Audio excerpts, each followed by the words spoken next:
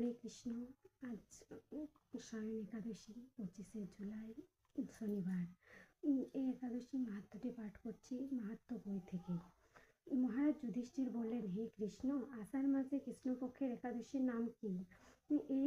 এর মহিমাই বা কি তা আমাকে কৃপা করে বলুন।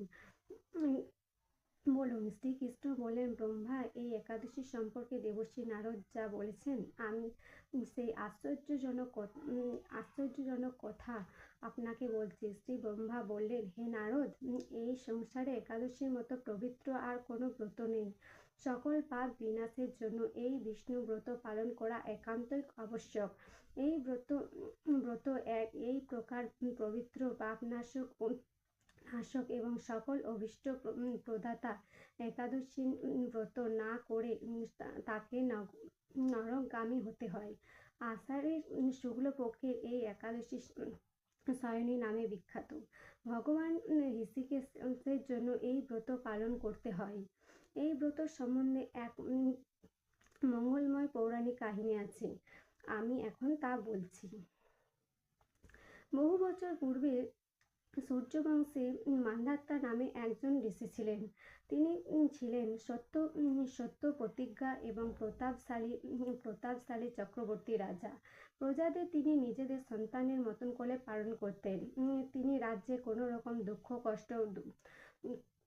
দুঃখ ব্যাধি, খাদ্য অভাব, কোনো রকম অন্যায় অত্যাচার কোনো কিছু ছিল না।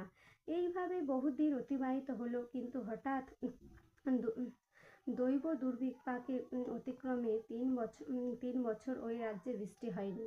দুর্ভিক্ষের ফলে সেখানে দেবতাদের উদ্দেশ্যে দান মন্ত্রের সাধু ইত্যাদি শব্দের বন্ধ হয়ে গেল ব্যবহার। এমনকি বেদ পাঠও ক্রমে বন্ধ হয়ে গেল। তখন প্রজারা রাজার কাছে এসে বলতে লাগলেন, মহারাজ, দয়া করে আমাদের কথা শুনুন। শাস্ত্রের জলকে নর বলা হয় এবং সেই জল ভগবান অয়ন অথবা নিবাস। তাই ভগবানের আরেক নাম নারায়ণ। মেঘরূপে ভগবান বিষ্ণুর পবিত্র বাড়ি বর্ষণে সেই বৃষ্টির জল অন্ন হয়ে প্রজাগণের জীবন ধারণ করেন। এখন এই অন্নের অভাবে প্রজারা ক্ষয়প্রাপ্ত হচ্ছে। রাজা, আপনি এমন কোনো উপায় অবলম্বন করুন যাতে আপনার রাজ্যে শান্তি এবং কল্যাণ সাধিত হয়।